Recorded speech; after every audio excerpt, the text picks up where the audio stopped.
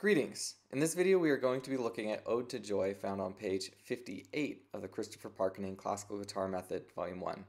I'm going to go ahead and play through the piece and then we'll provide some playing recommendations.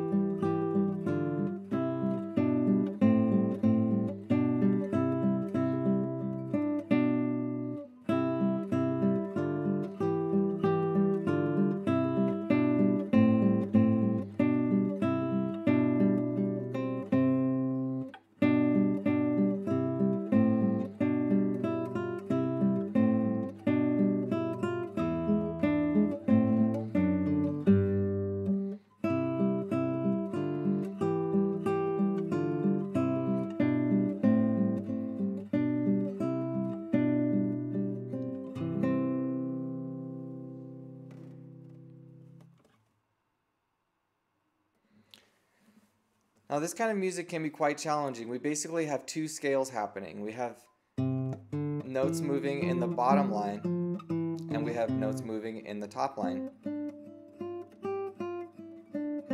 But we have to be able to manage both of these at the same time.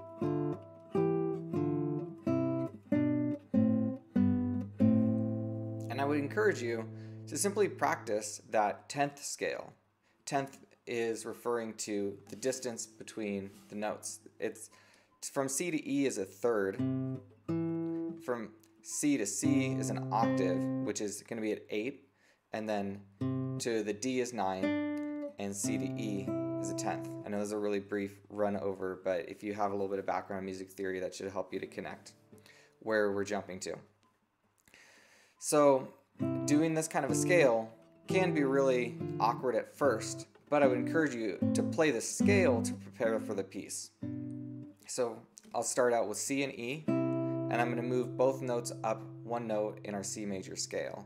So from C goes to D and E goes to F. And then up. We don't go past here, so I'm just going to come back. I'm going to go down a little bit. Let's go all the way down to E and G.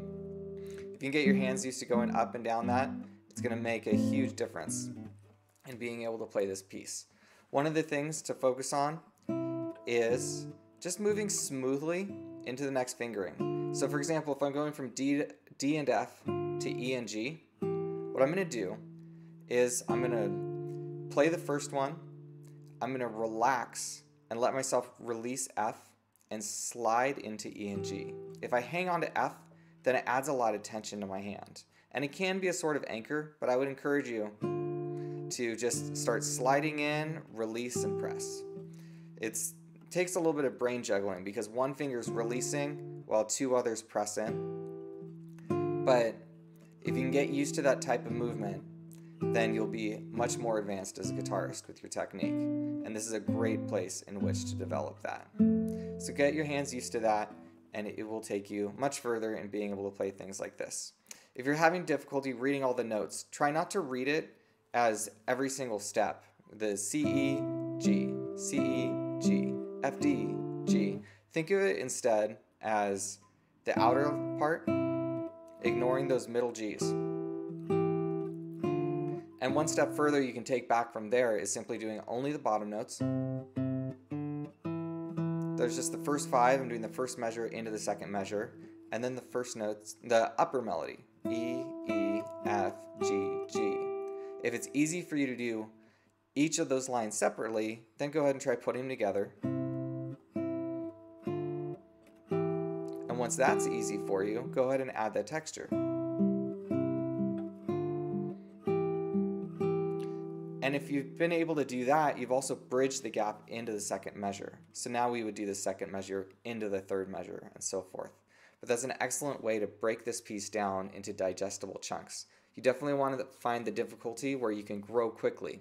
So if you're having too much difficulty jumping straight into everything, just strip it down to one line, then both of those outer lines, then add the middle texture all together. Those several steps may take a little longer, but your mastery will be far better. And like I said, you can also practice your 10th scale, and it'll make it far easier for your hands to just know what to do in the moment. So give that a try, and let me know if that works for you. I'd love a comment. Feedback is really helpful for me. If you like these videos and you find them helpful, I encourage you to like and subscribe. It'll help others to find them as well. Thank you very much for watching, and God bless.